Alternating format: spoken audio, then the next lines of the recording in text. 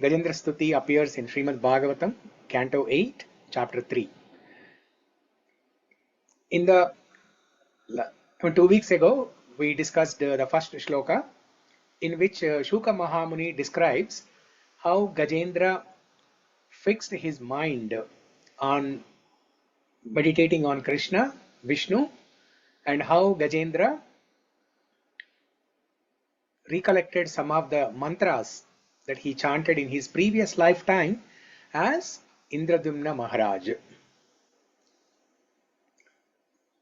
Evam vyavasito buddhya samadaya manohridi jajapa paramam japyam pragjanmanyanusikshitam. Evam vyavasito buddhya. Buddhi means intelligence. Vyavasito buddhya means fixing the intelligence. Gajendra fixed one-pointed attention, just like puruṣāyādi-bījāya buddhi in Bhagavad Gita. So Gajendra fixed his intelligence on meditating on Lord Vishnu. Samadhaya. Samadhi means completely meditating. Manohridi, in his heart. So having fixed his intelligence completely on Lord Vishnu, Gajendra started meditating in his mind. And jajapa paramam japyam. Jajapa means this is a past tense. Japa means to chant. Jajapa means past tense. Japa is present tense. Jajapa is past tense. So he chanted. Gajendra chanted. What did he chant? Paramam japyam. Paramam japyam. Japyam means the mantras. Paramam japyam means the mantras glorifying the Supreme Personality of Godhead. Paramam means the Supreme Personality, the highest personality.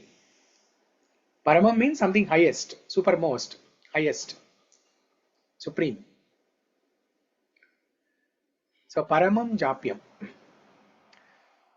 So he started chanting, he chanted the mantras glorifying the Supreme Personality of Godhead, Bhagavan, Lord Vishnu. Pragjanmani anusikshitam.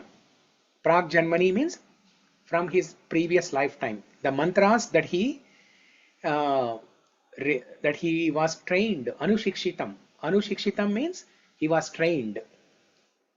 When Pragjanmani, in the previous lifetime. Gajendra was trained with these mantras in the previous lifetime. That's why he was able to remember now in this form of elephant, and he chanted the mantras. Okay, so this is the translation of that.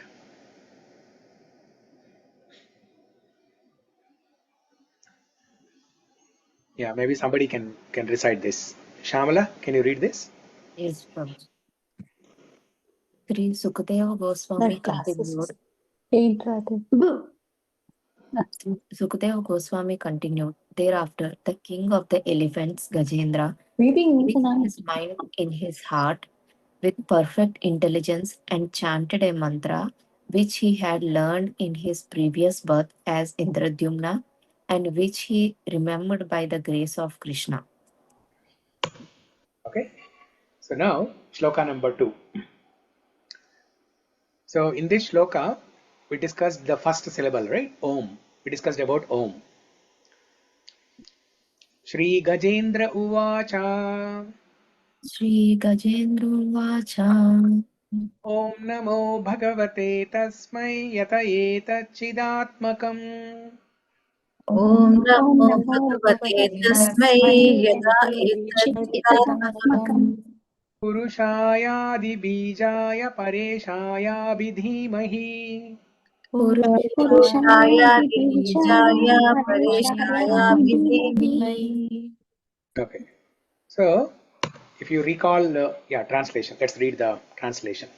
Ankita, can you read the translation? Yes, Prabhuji. The king of the elephants, Gajendra, said, I offer my respectful obeisances unto the Supreme Person, Vāsudeva. Om Namo Bhagavate Vāsudevāya. Because of him, this material body acts due to the presence of spirit, and he is therefore the root cause of everyone. He is worshipable for such exalted persons as Brahma and Shiva, and he has entered the heart of every living being. Let me meditate upon him. Yeah. Hare So Krishna. we discussed. Now here Gajendra started glorifying Lord Vishnu with different aspects. So we'll discuss how those are, or what those are. But we discussed about Om, the first syllable, right?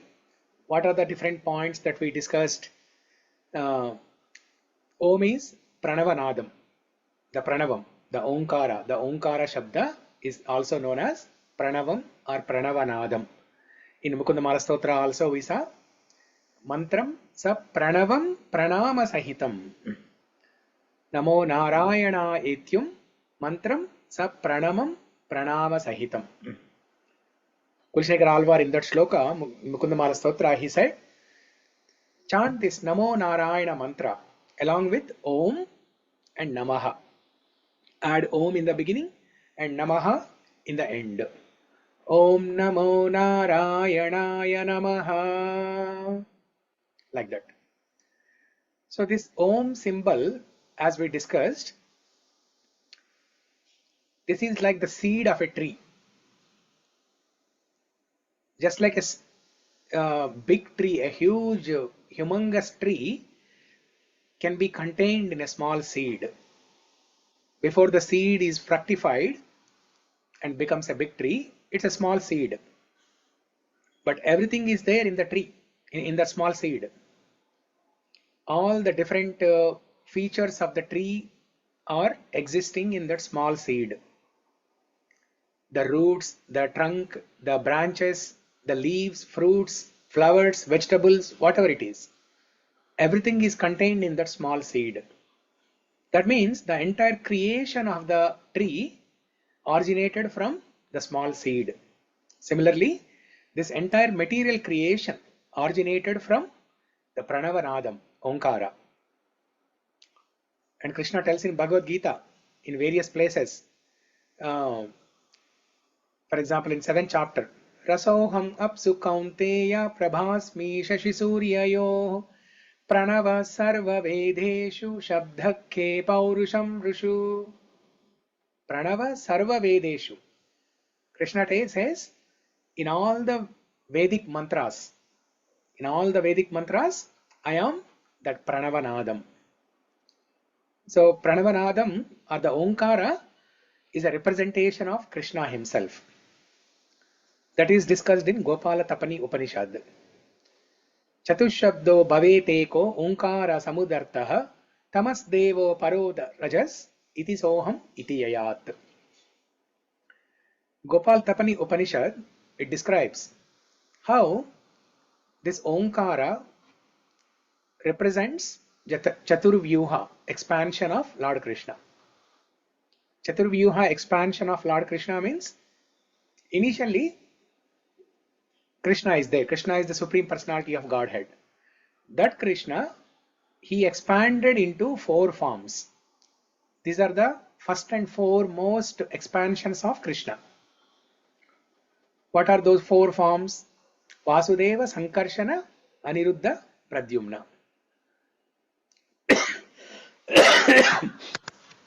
This is not Vasudeva. This should be Vāsudeva.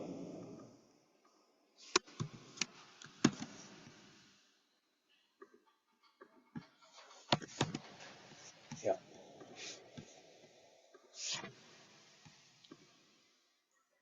So Vāsudeva, Sankarshana, Aniruddha and Pradyumna. Sankarshana is also known as Balarama. How is Sankarshana known as Balarama? What's the meaning of the word Sankarshana? In Sanskrit, the meaning of the word Sankarshana means to transfer. To transfer from one place to another place. So Sankarshana is that personality who was transferred from one womb to another womb. So Sankarshana or Balarama, he was transferred from the womb of Devaki to the womb of Rohini. Rohini is the mother of Balarama. So that's why he is known as Sankarshana, one who is transferred. And then Aniruddha and Pradyumna. Now there is another shloka in Gopala Tapani Upanishad that describes about this Omkara. Rohini Tanayo Ramo Akarakshara Sambhavaha cid-ātmaka pradyumno ukarakshara sambhavaha prajñātmako niruddho makarakshara sambhavaha ardhamatratmaka krishno yasmin vishvam pratishtitam. So what are the four? If you look at the Om image that is there on the screen here, so you see that Om, and then on the top you see a dot. Okay, if you spell it out either in Sanskrit or English, you will get A U Ma, and then there is a dot.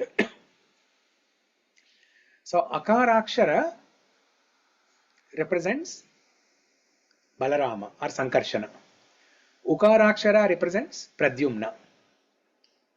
Makarakshara represents Aniruddha. And then the dot on the top, the Ardhamatra. It's called Matra, Ardhamatra. Half syllable. That half syllable on the top, that is Krishna. So Sankarshana or Balarama, he represents the strength. That's why the name Balarama, right? Strength. So because of huge strength that Balarama has, he is known as Balarama. One who has strength, as well as one who is a reservoir of happiness. Rama means a reservoir of happiness. Ramachandra, right? Have you ever wondered what's the meaning of the word Rama in Ramachandra? The meaning of Ramachandra is, Rama means the reservoir of happiness, the storehouse of happiness, the storehouse of happiness. And Chandra is moon. He is like moon. He is handsome as moon. Okay, Ramachandra. So Balarama, he has strength, and he has unlimited strength. Not just some strength, he has unlimited strength, and also he is the storehouse of happiness. So the strength, anywhere you see any aspect of strength in the material world or spiritual world, it comes from Balarama. It comes from Balarama. And then Pradyumna. Pradyumna represents the Ukarakshara represent Pradyumna, and Pradyumna is the super soul, the Paramatma of the universe. The universe that we are living in. How is this universe existing? It exists only because Paramatma is residing in the universe. So Krishna, in the form of Pradyumna, is that Paramatma who is maintaining this universe. And then Aniruddha, Makarakshara, A-O-Ma, A-O-Ma, Om. So Makarakshara is Aniruddha. Aniruddha represents the Paramatma within each and every living entity. In our body, there is a Jivatma and Paramatma, soul and super soul. So that super soul is nothing but Krishna or Vishnu, but it is the form of Aniruddha that is there in our heart as Paramatma. So Pradyumna is the Paramatma for the entire universe, and Aniruddha is the Paramatma for individual Jivatma. In my body there is Paramatma. In each one of your bodies there is Paramatma. So that is Aniruddha. So Balarama, strength. Pradyumna, Paramatma for the universe. Aniruddha, Paramatma for the living entity, and then finally Krishna, he is the supreme, he is above all these things, and who is the overall maintainer, controller of everything. Okay, so that's what we discussed. Did we discuss anything else about Om? Let me go back to the presentation. You told Om means Krishna. So when we say Om Namo Narayanaya, we are saying 2 times. Om Namaha. We are telling Om Namo Yes. Narayanaya Namaha. Yes. Yeah. So the first Namaha is for the Om. It's for the Krishna. It's for Krishna. And the last Namaha is for Narayana. So let's say you are walking in Bellevue Square Mall, and you see one of your friends' elderly parents visiting from India, the mom and dad. Will you offer obeisances to both of them together, or will you offer separately? You will offer separately, right? So it's a proper etiquette to offer separate obeisances to two individuals. Similarly, Om Namo Narayanaya Namaha. So Om Namo, Namaha is for the Om, and Narayanaya Namaha, that Namaha is for Narayana. Okay? And then there is another definition of Om given by Jiva Goswami.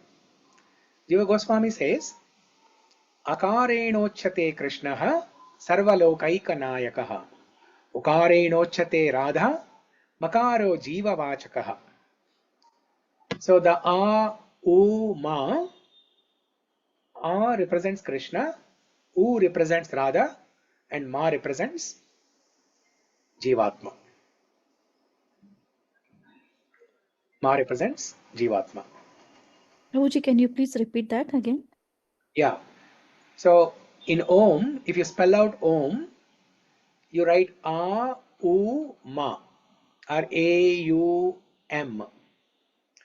So that Akara represents Krishna. Krishna tells in Bhagavad Gita, Aksharanam Akarosmi. Of all the syllables, I am Akara. So that Akara represents Krishna. And Ukara, the next syllable, Ukara represents Radharani. And the third one, the last one, Makara represents Jivatma. So that's why everything is in this Om. The Jiva is there in the Om. The Supreme Personality, who is the creator of everything, is in the Om. And and Krishna's potency, it's called Hladini potency. Krishna's pleasure-giving Hladini potency, Radharani, is also in that Om. Other than Krishna, Radha, and ourselves, what else is needed? What else is remaining actually? Not Bhakti. needed, but what else is remaining? Bhakti. Bhakti. The relationship between us and. Yeah. So wherever there is Radha, Radharani represents Bhakti. Radharani is the connection between Krishna and Jiva. The Ukarenochate Radha, that's the connection between Akarenochate Krishna and Makaro Jiva Vachakaha. That's why she's in the middle. A, U, Ma. Krishna is on the leftmost side, Jiva is on the rightmost side. Who is in the middle? Radharani. A, U, Ma. So if Jiva has to reach Krishna, it is only through Radharani. Akarenochate Krishna Sarvalokaika Nayakaha Ukarenochate Radha Makaro Jiva Vachakaha. Okay? Okay. So is everything clear so far? before we start going to the next one. Oh, I was not sharing the screen until now. Yeah, Prabhuji. Oh, then why did you not ask? We were taking notes, Prabhuji. You Yeah, removed it after you discussed, Prabhuji. So that's why we thought you're talking. So it was fine only. No, this last shloka I don't think we discussed. So let me show that shloka again.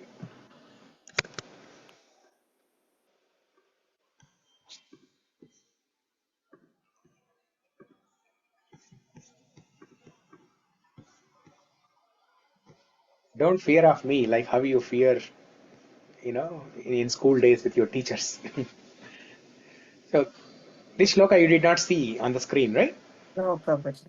Yeah. No, Now you- Prabhuji. Yeah. So akarenochyate Krishna sarvalokaikanaayakah ukarenochyate Radha makaro jiva vachakah. That's why when Neela asked to repeat, I was a little confused because it's very simple, straightforward thing, and when it is there on the screen, it doesn't require any further explanation actually. Okay, now it makes sense. You did not see the shloka, that's why you asked to repeat. So yes, Prabhuji. So there are two different meanings of Om sound given.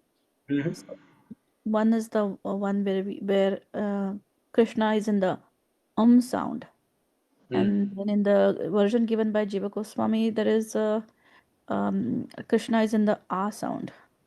Mhm. So which one should we follow? So Or these different interpretations are given by different acharyas to convey different tattvas. So here, Jiva Goswami, which tattva is he conveying here?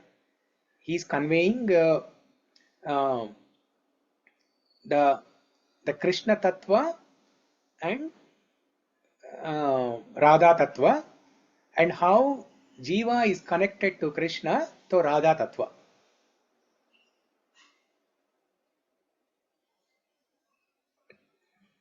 Whereas in the previous shloka, it's all about how the universe is existing, how the universe, how Pradyumna is the Paramatma for the universe, how Aniruddha is the Paramatma for the Jiva. Huh? But there is no, it's not complete, right?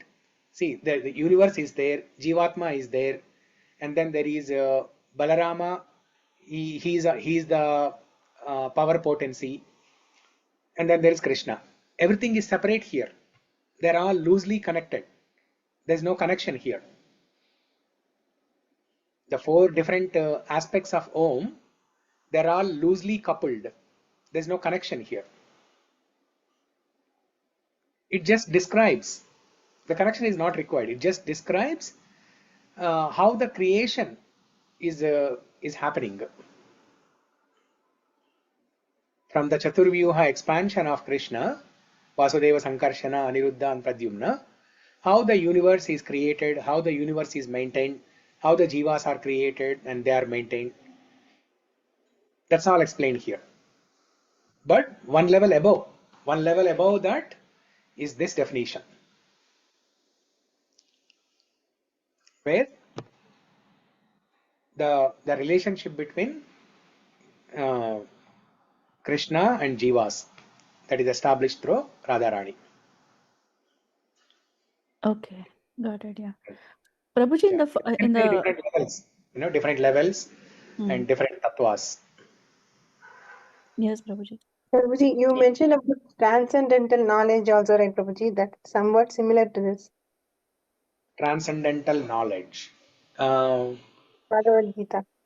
Yeah. So, yeah, transcendental knowledge means spiritual knowledge. In simple words, transcendental knowledge means spiritual knowledge. The previous definition, this definition from Gopal Tapani Upanishad, is also transcendental. It talks about the highest thing, right? It talks about Balarama, Sankarshana, Sorry, Balarama, Aniruddha, Pradyumna, and Krishna. So this is not material knowledge. This is also spiritual knowledge, but different aspects of spiritual knowledge. Yeah. So you mentioned there will be Bhagavad- Jiva in Paramatma and the relationship between Jiva and Paramatma. So that's what I remember, transcendental knowledge. Yes. Yeah. So I'll give a simple example to understand these different definitions, right? So now, going back to the analogy that Om can be understood like a tree, a seed. Just like how a seed is the source of the entire tree. Now let's say if somebody asks Akshara to define the tree,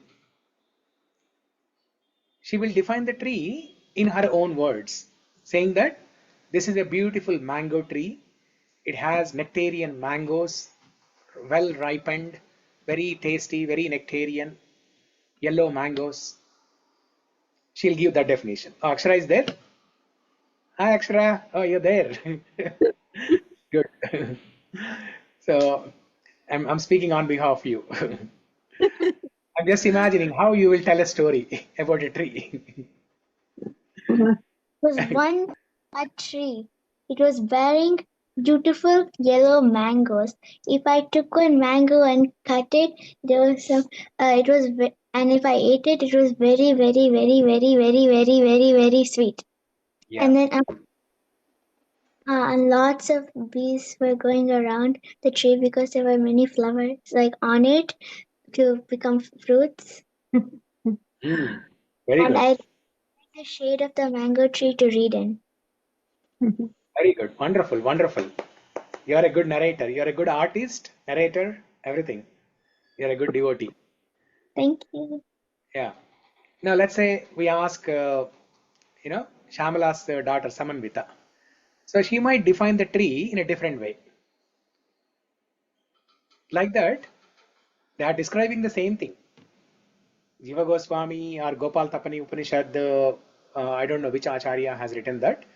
So all these acharyas, they are defining the same tree in different ways. They are defining the same seed, same tree in different ways. The essence is same. Just like how we have different paths in spirituality. Karma yoga, jnana yoga, bhakti yoga. Okay. So like that. Okay. So don't be too confused about that. But for us, this is most important. The Jiva Goswami's explanation is very useful and we can easily connect to that. Are you seeing my screen now? No No. problem. No. Okay. Good.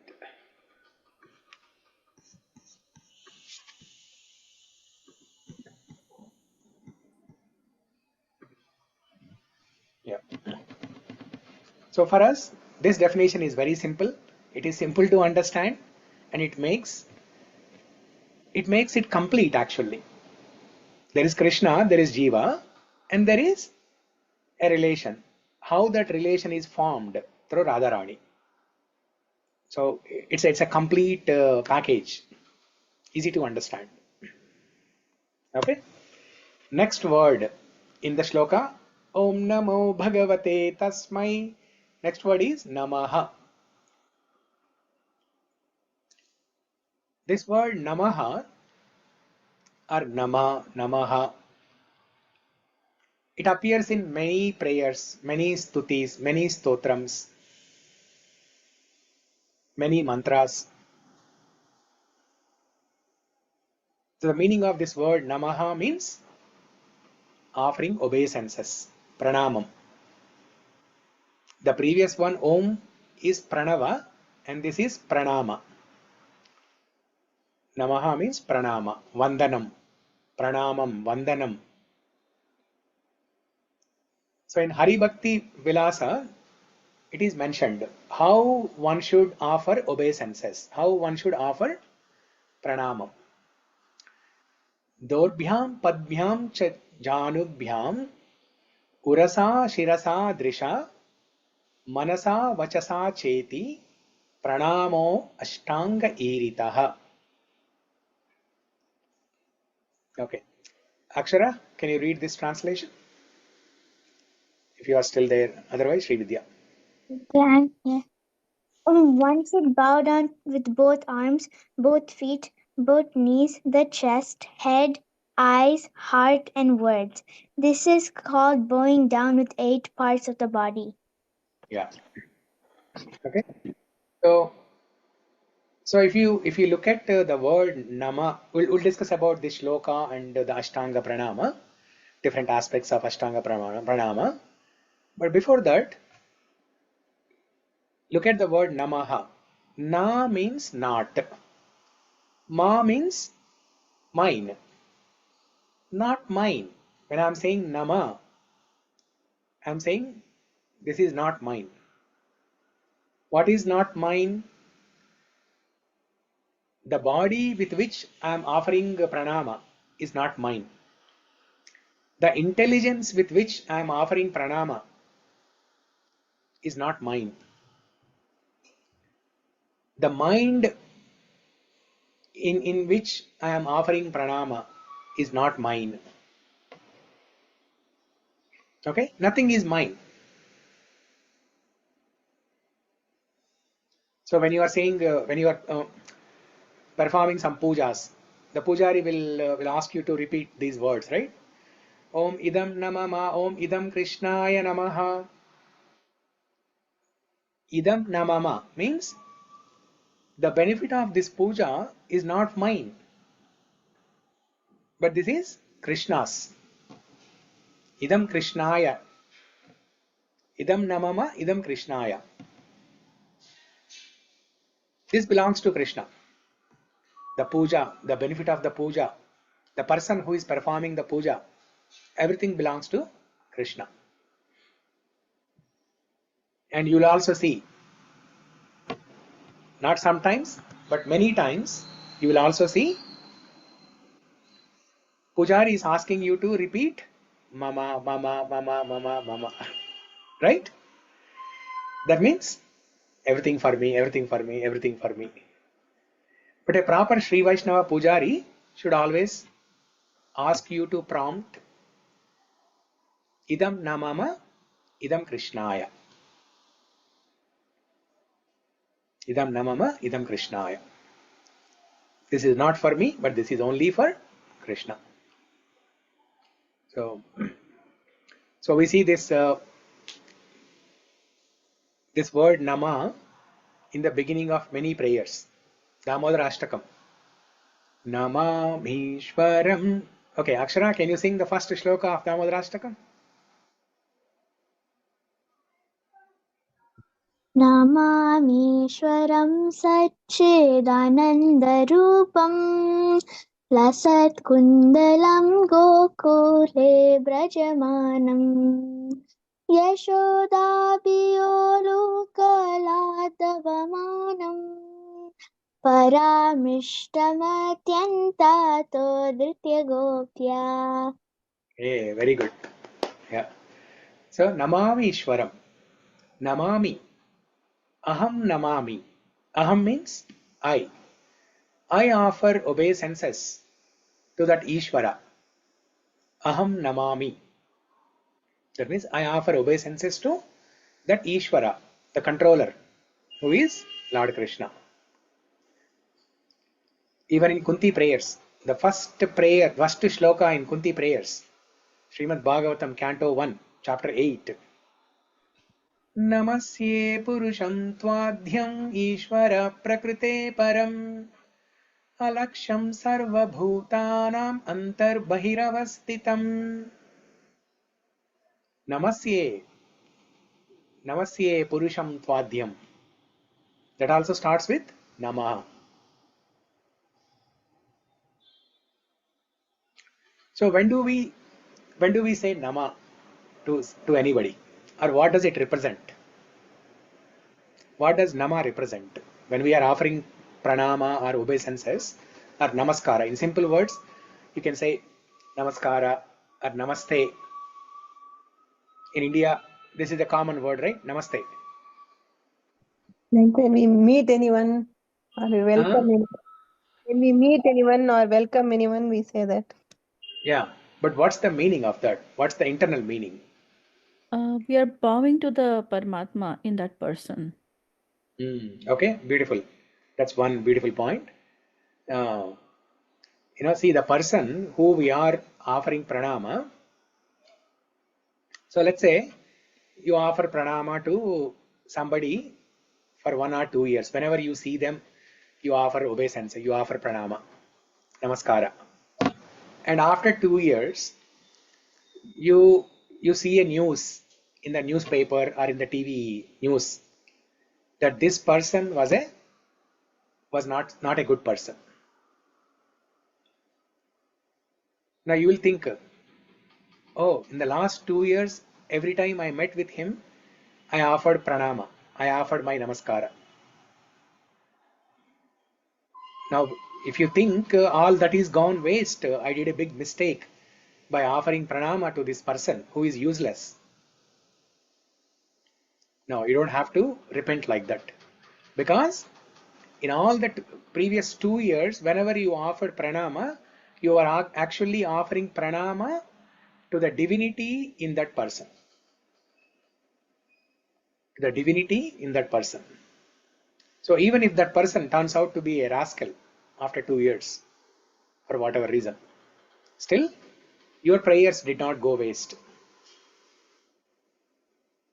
Okay? Yes, that's one meaning. What's the other meaning? When do we offer pranama or namaskara to somebody? That is when we meet with some elderly person, either in age or in knowledge. Either in age or in knowledge. When we meet a senior person, not elderly person, but a senior person. Senior by age or senior by knowledge. Senior by quality, senior by knowledge, senior by their behavior, exemplary behavior, their good qualities. So whenever we see such person, we are naturally, instantaneously, we are motivated to offer pranama. It comes out very naturally. Okay.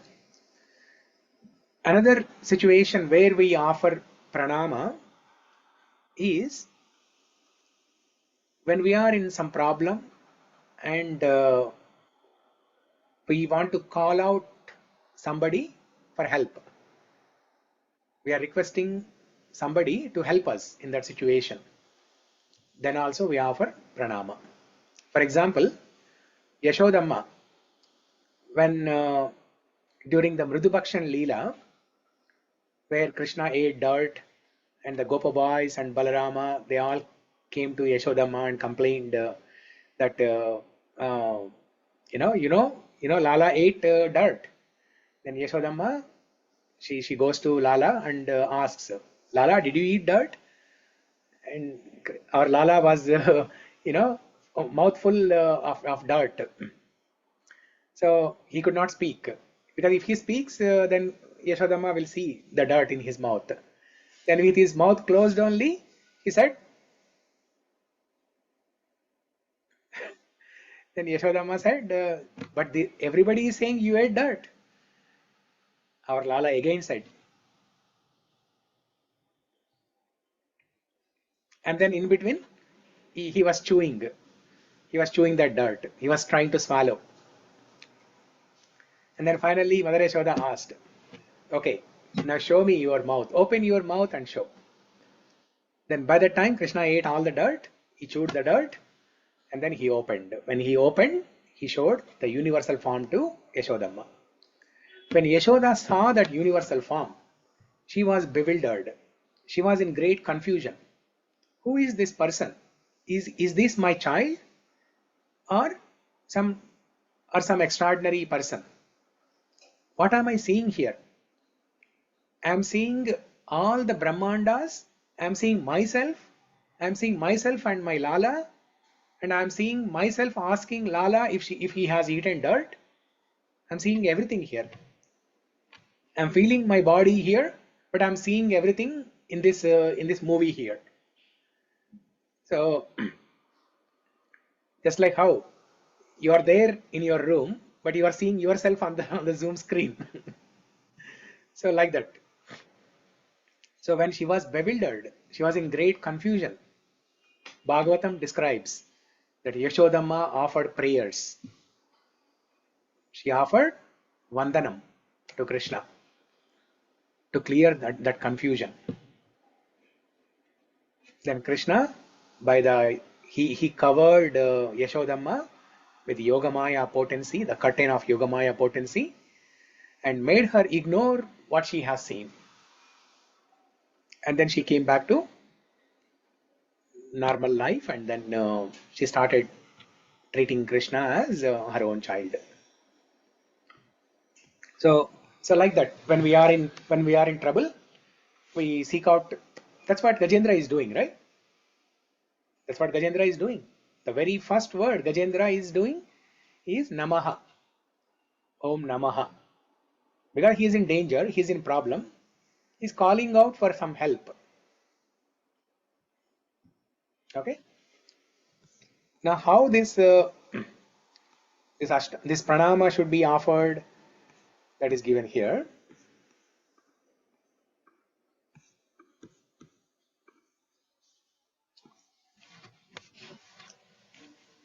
Ashtanga pranama. Ashtanga pranama means offering pranama with 8 limbs of our body. What are those 8 limbs?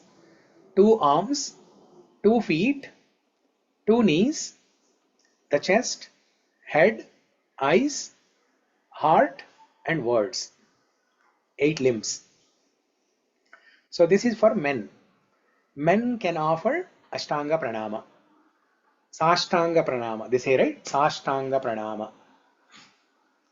That means they completely fall on the ground with their arms stretched to the front and their feet, to the back, and then their chest, head, everything is touching the ground. So what you see is the arms, you can see the feet, you can see the knees, we can see the chest, we can see the head, we can see. But eyes, heart, and words. How do we understand eyes here?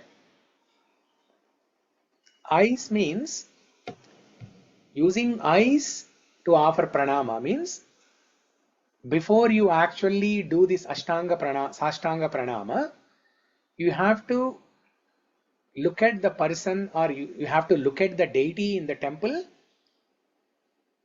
and have that form in your eyes and then offer pranama. Many times you will see people when they come to temple for taking darshan, right? They just come and they immediately bow down. They don't even look at the deity first, but they immediately fall on the ground and offer pranama. That's not how, and then they will get up and then look at the deity. No, that's not how we should offer. First, we should take a quick look at the form, beautiful form of the Lord for a few seconds. Look at the Charanaravinda and Mukharavinda for a few seconds, the feet and the face, and then you fall and then offer pranama. That's how you can include eyes in your pranama. If you are not seeing the form before you fall on the ground, you are not including eyes in your pranama. That means the pranama is not complete. The pranama is complete only when all the 8 limbs are included. That's why it is very important to see the form of the Lord first and then fall. And then words. You have to, while you are falling on the ground and while you are offering pranama for that half a minute or whatever, right? You have to offer some prayers. If you are taking darshan of the Lord, you have to offer you have to recite some shlokas while you are offering that pranama. Shrivallabheti varadeti daya pareti bhakta priyeti bhavalunthana kovideti nateti nagashayaneti jagannivase tyalapinam pratidinam kurumam mukunda. Like that, you can recite some shloka. He Krishna Karuna Sindhu Dina Bandho Jagatpate Gopesha Gopika Kanta Radha Kanta Namostute. You can recite prayers like this. Okay, so this is words. So you have to include your words also when you are offering pranama. Prabhuji, can we say Hare Krishna mantra while offering pranam? You can say Hare Krishna also, but all the deities, they have different deities have different pranama mantra. Actually, I prepared a document a few months ago. Some devotees asked me to tell what pranama mantras to offer to different deities in the temple. I prepared a document. I'll share it in the group. That'll be awesome, Prabhuji. I mean, this is the first time I'm knowing in detail, because I do this pranam every day we go to. I mean, every time I go to the temple, but I did not know this is the significance of it. Yeah, it's very important. If you don't include your eyes with a vision of the Lord in your pranama, then the pranama is not complete. If you are not chanting some mantras, some shlokas, some prayers, the pranama is not complete. And then the heart. Finally, the heart. You have to feel. You have to have some feelings and some emotions in your heart for the person to whom you are offering pranama. If it is the deity, some feelings and emotions for the deity. Oh Krishna, how loving you are, how merciful you are. Or if you are offering pranama to your parents or to a person, you can have a feeling in your heart. Oh, how good you are. You are such a nice person. You have so many good qualities. Like that, some feeling in your heart. So manasa, vachasa, karmana. You have to offer pranama. Manasa means in your mind or in your heart. Vachasa, in your words, by reciting some shloka, some mantras. Karmana, in action. In action means by bowing down on the ground with your two arms stretched, two feet, two knees, two legs, chest, head, eyes, everything. So this is karmana. Karmana, manasa, vachasa. Or they say kayena vacha manasendriyerva buddhyatmana va prakriti svabhava karomi yadyat sakalam parasmai narayanaayeti samarpayami. Kayena vacha manasendriyerva buddhyatmana va. Kaya, manasa, buddhi. Kaya means body. The sharira is kaya. Kayena vatma manasendriyerva. Manasa is mind or heart. Buddhyatmanava. Buddhi means intelligence. So you speak some words. With that intelligence, you speak some words. So karmana manasa vachasa. Or kayena vacha manasendriyerva. Buddhyatmanava. So this is for men. Ashtanga pranama. But for women, it is only Panchanga pranama. So what are the different, what are the 5 limbs for women? The head is touching the ground, and then the knees are also touching. One head. Does anyone have 2 heads, 3 heads, 4 heads? No, right? Yeah. So one head, 2 knees, and 2 feet. Okay. Is that 5? Yeah, 5. And obviously you have to include your manasa, vachasa. You have to speak your words. You have to feel. You have to have some emotions and feelings in your heart. That is also there. The only difference between between men and women while offering pranama is the chest.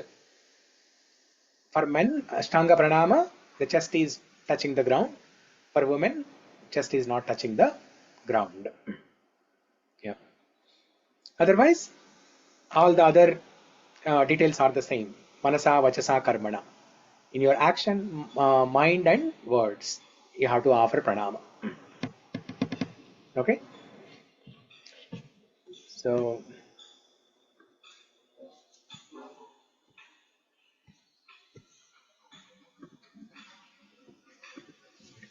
a lot more can be said about this one word, Namaha, but I think this is more than enough for now.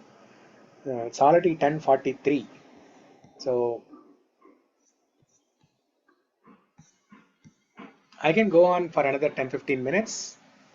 What's your preference? Do you want to end here? Is it too late? Yes, Prabhuji, let's continue tomorrow. Yes. Okay. So anyway, we finished this word Namaha. Next word will be this one. I'll just show that. Bhagavate. Bhagavate. Next, Bhagavate. Om Namo Bhagavate. Okay. So we'll discuss about this word tomorrow. I thought of completing the shloka today, but looks like we just finished only one word. Okay. So tomorrow, if everybody can join on time and we'll immediately quickly recite the shlokas, then we can spend more time on discussion. Okay. So let's do that tomorrow. Even if one person joins, I will immediately start Mangalacharana prayers and then Gajendra Stuti shlokas. Okay. So before we wrap up, any quick question, comment, reflection?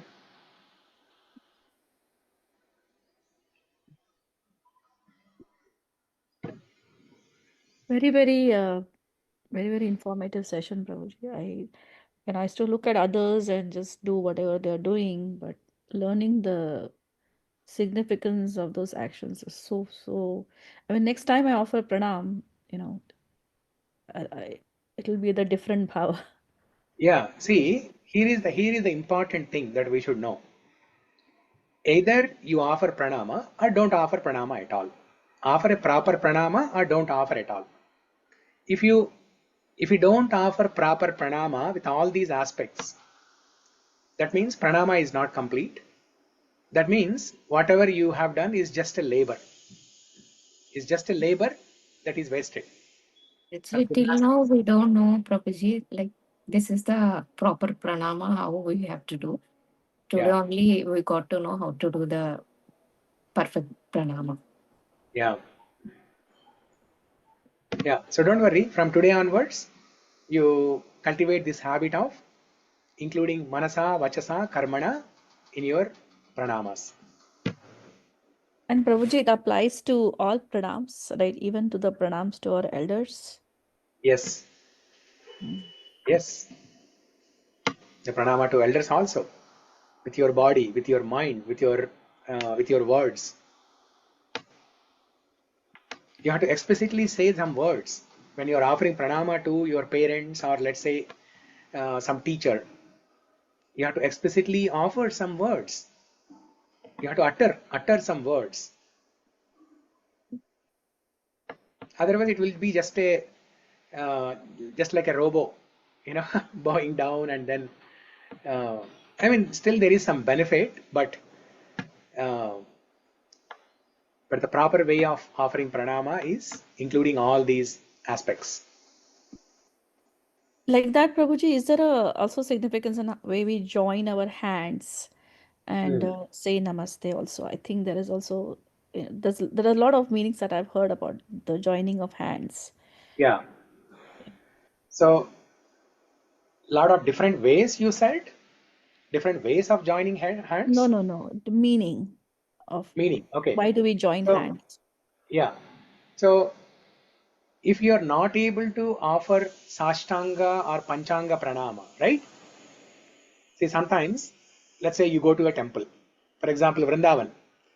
You go to Radha Raman temple, you will not find even 1 inch of space to even stand there.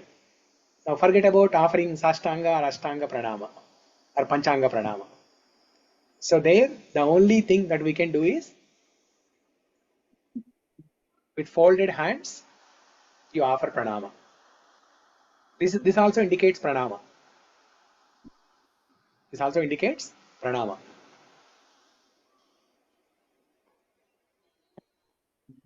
Yeah. So Okay. like that, there can be many circumstances where you are not able to offer a full Dandavat Pranama, Sashtanga or Panchanga Pranama. Let's say you're rushing for something, but you're running.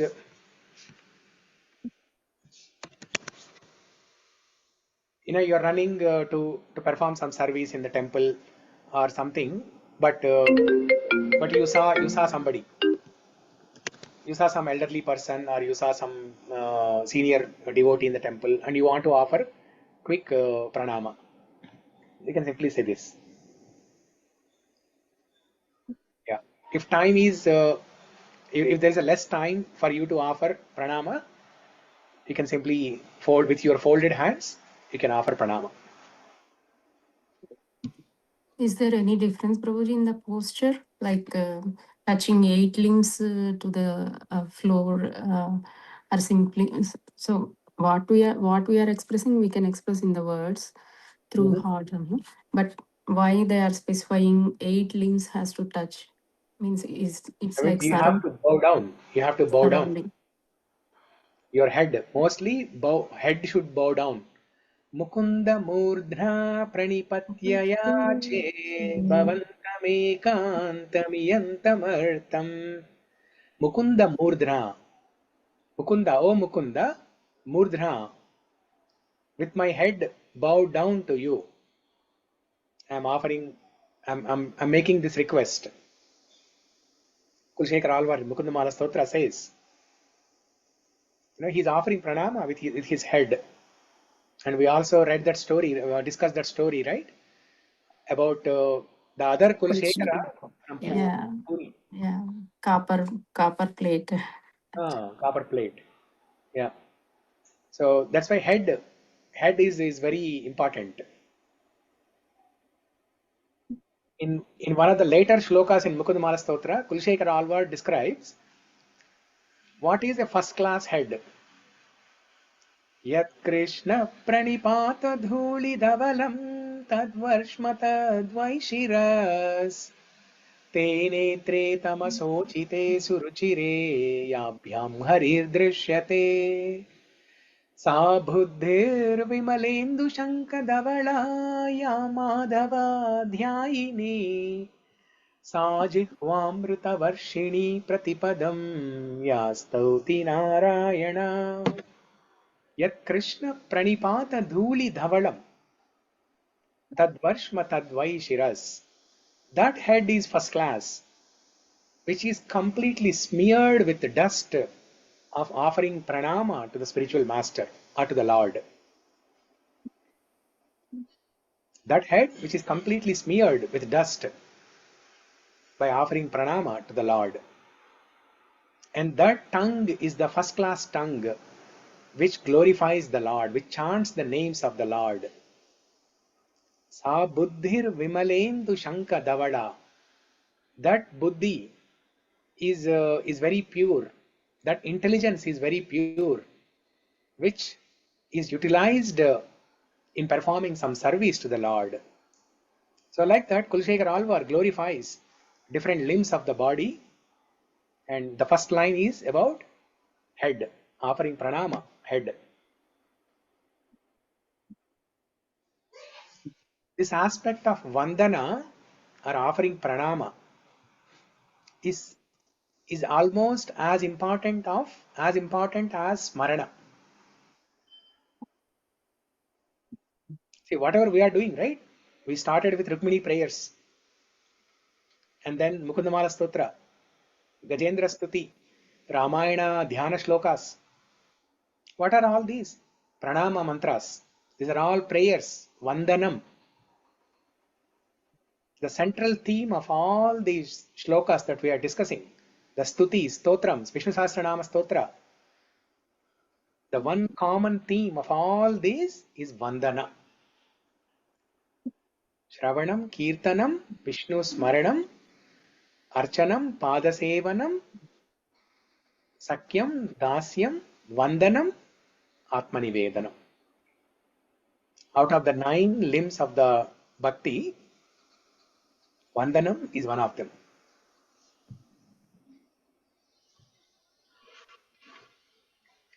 So I'll say this one last thing and we'll end.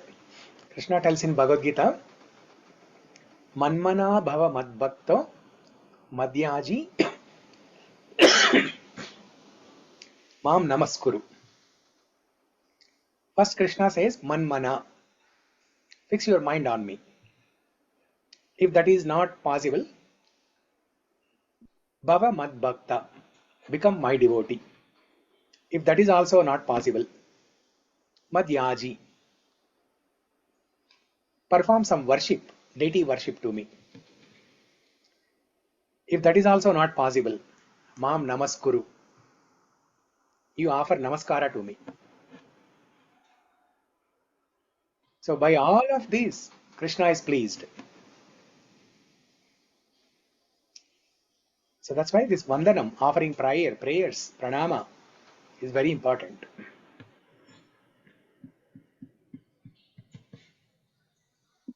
Okay? So it's almost 11. I think we'll end the call here. Mangalam Kosalendraya Mahaniya Gunatmane Chakravarti Tanujaya Sarvabhaumaya Mangalam. Grantara Śrīmad-Bhāgavatam ki jai. Srila Prabhupada ki jai. Śrī-Gajendra Stuti ki jai. Narayana Kila Guru Bhagavan Namaste. Okay? Thank you everyone for joining. Hare Krishna. Thank you, Prabhuji. Hare Hare Krishna. Krishna. Hare Krishna. Thank you, Prabhuji. Hare Krishna. Hare Krishna. Hare Krishna.